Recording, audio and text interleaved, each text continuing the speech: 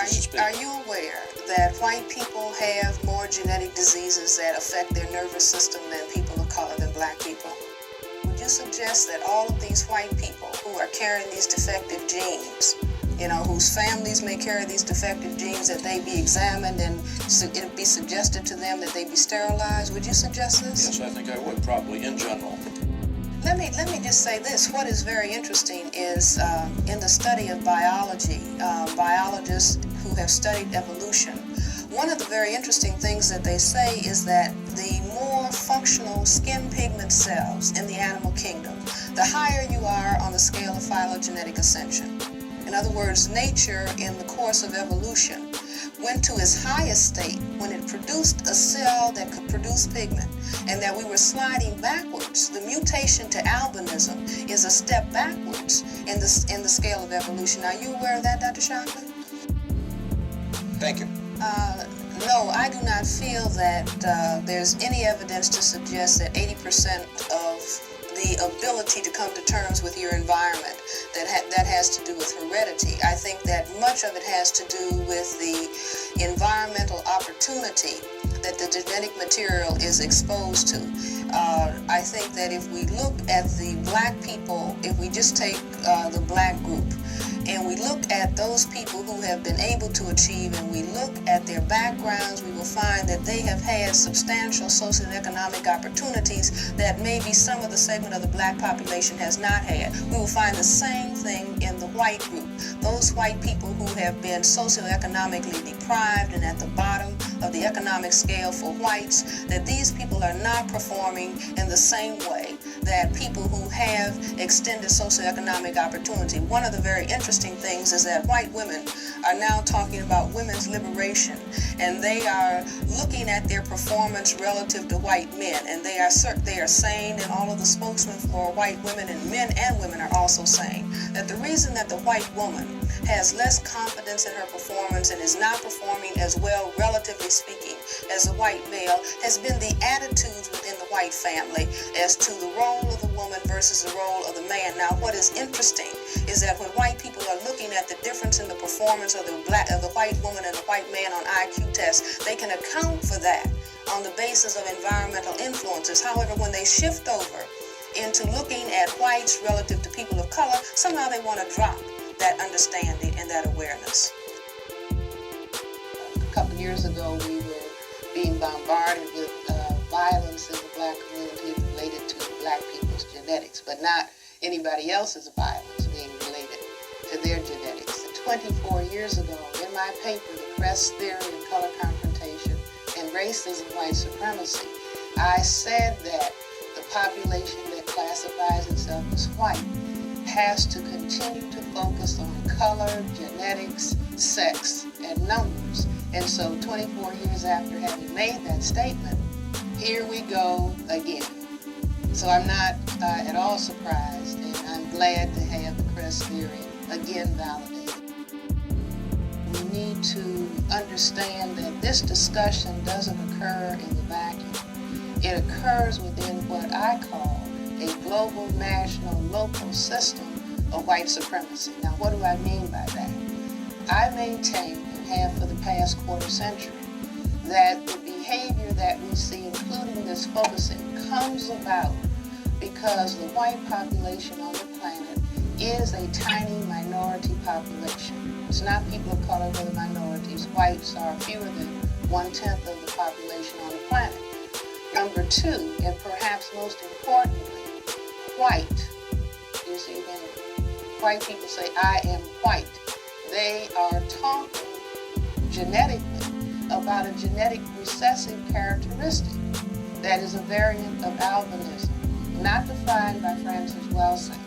Now that genetic recessive characteristic plus the minority status means that the white population can conceivably be genetically annihilated by genetically dominant black, brown, red, and yellow people in terms of skin coloration. So my thesis in the Cress theory was that all of the behavior, you see, the repression of blacks, the attack on black males in particular, the lynching, the castration, the obsession with saying something is wrong with your genetics, because at a subconscious level, whites are aware we are the population on the planet that is genetically vulnerable. One goes to Brazil, and if you go and see who controls the banking centers, it will be a population of people that say we are white. That's you see, yeah. And at the same time, if you go to the favelas and into the slums, you see the darkest and the blackest population. And you're right. There's variation in terms of the particular language that the discussion is carried out in. But you never get away from, if you're black, stay back, brown, stick around, yellow, mellow, white, right. You see, and the more color you have to cause white genetic annihilation, then the more pressure that is put on you. So this hierarchy of color, whether you're in Asia, whether you're in Africa, whether you're in Latin America, Central America, this still obtains, but I don't want us to get lost. Okay, I don't. I'm a psychiatrist, a general psychiatrist, child psychiatrist. We've always looked at IQ tests as being very directly related to the environment. Now, if someone doesn't want to closely examine the environment, all of the dimensions of the environment, then someone could easily say, well, it's not the environment that makes the difference. You see, I maintain that it is the environment that makes the difference.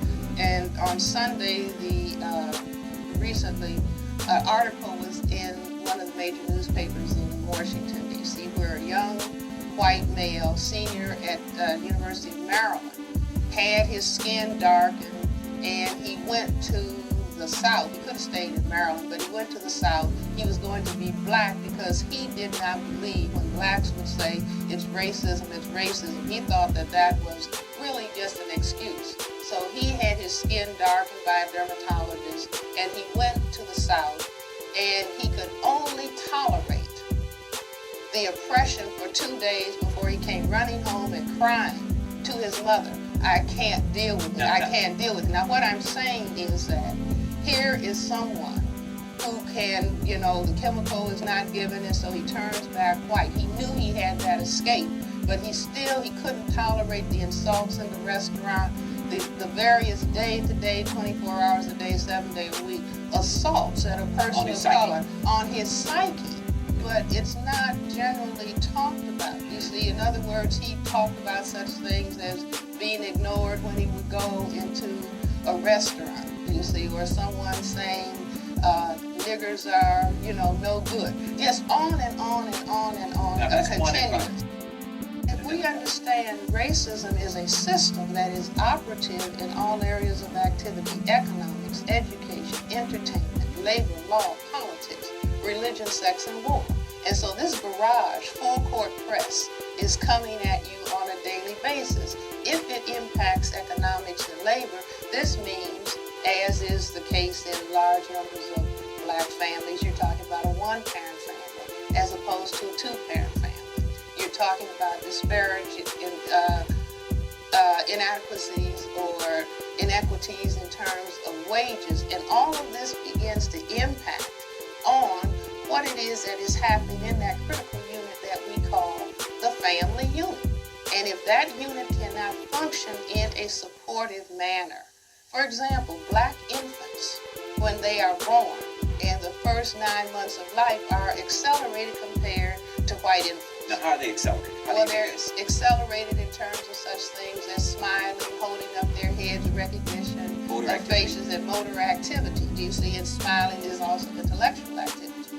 But with the assault of this environment in a highly structured environment that I say is structured for the purpose of white genetic survival, do you see that this begins to then take its toll? It's as though you have two races, two people running a race.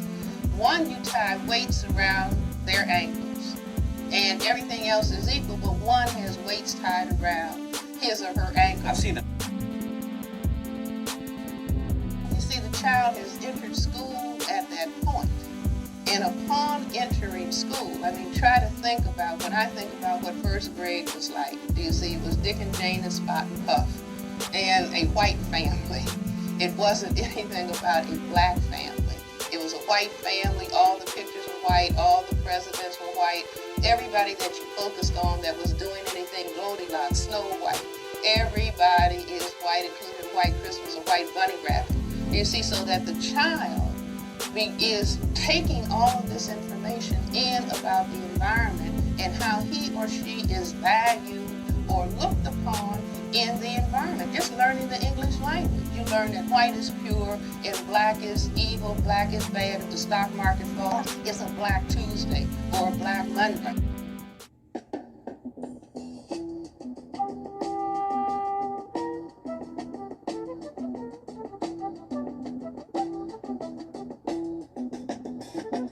You will not be able to stay home, brother.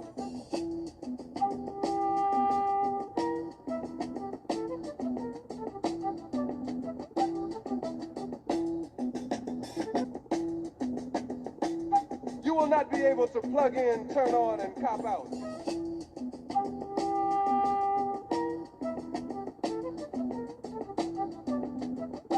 The revolution will not be televised, will not be televised, will not be televised, will not be televised. The revolution will be no rerun, brothers. The revolution will be live.